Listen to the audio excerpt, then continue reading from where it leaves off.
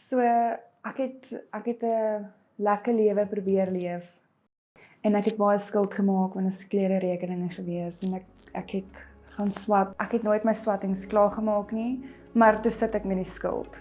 En toe kom COVID en met COVID toe kon ek glad nie dit bekostig om al my krediteure gelukkig te hou nie. Ek is 'n Nel Visser en as jy skuldvry wil wees, luister na my storie. Ek was 'n baie mislike mens met al my skuld. Niemand wou om my wees nie. Daar was soveel stres en soveel druk gewees.